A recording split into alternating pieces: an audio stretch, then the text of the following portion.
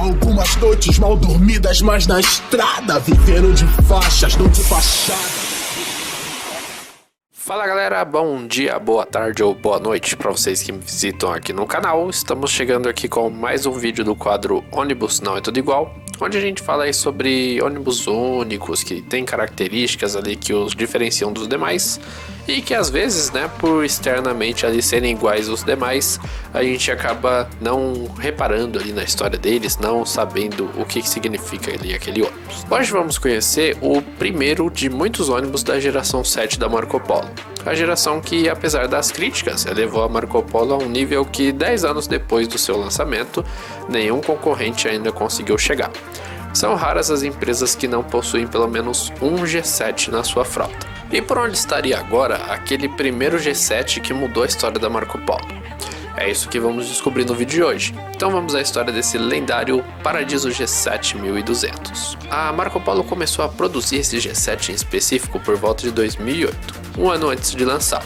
Durante esse período escondido ele passou por vários testes, sofreu alguns ajustes para que, quando lançado, atingisse o sucesso esperado pela Marco Polo. O chassi escolhido para encarroçar esse primeiro G7 foi o Mercedes-Benz OC500RF, fabricado no Uruguai. Ele seria uma espécie de O500 RSD do mercado uruguaio.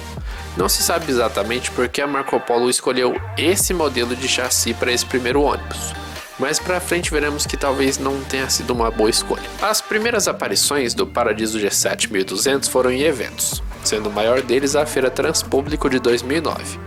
Uma curiosidade, em um dos dias do evento ele foi apresentado ao lado de um iate. Depois de rodar o Brasil sendo apresentado em eventos, ele ficou alguns meses encostado na fábrica da Marco Polo lá em Caxias do Sul, aguardando por um novo dono. Um ano depois de apresentado, ele foi comprado pela empresa Redenção Transporte e Turismo, que é da cidade de Fortaleza, no Ceará. Só um detalhe, esse ônibus aí da foto não é o primeiro G7 que estamos falando. Essa é só uma foto ilustrativa. Esse ônibus da foto tem um pouco a ver com essa história, porque o primeiro G7 mesmo nunca recebeu a pintura da Redenção e também nunca fez uma viagem sequer pela empresa depois dela comprar. O máximo que ele fez lá na Redenção foi ficar enfeitando a garagem da empresa, como nessa foto. Para não dizer que ele nunca rodou nenhuma vez, depois de chegar na Redenção, ele rodou uma vez sim.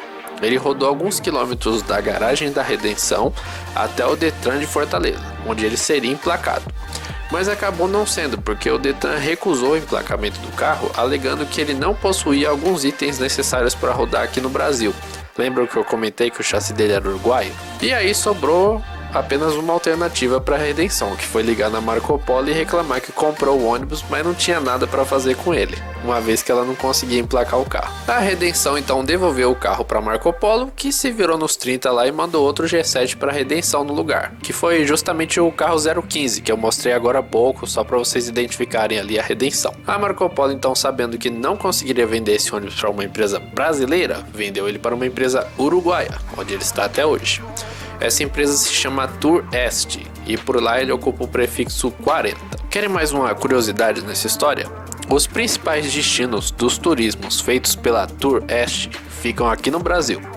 Nessa foto, por exemplo, ele veio em um turismo para Florianópolis. Nessa outra aqui ele está em Pelotas. Nessa foto, inclusive, foi logo quando a Tour Este recebeu o carro. Ainda nem havia concluído a pintura com a identidade visual da empresa. Nessa outra aqui, ele está em Rio Grande, no Rio Grande do Sul.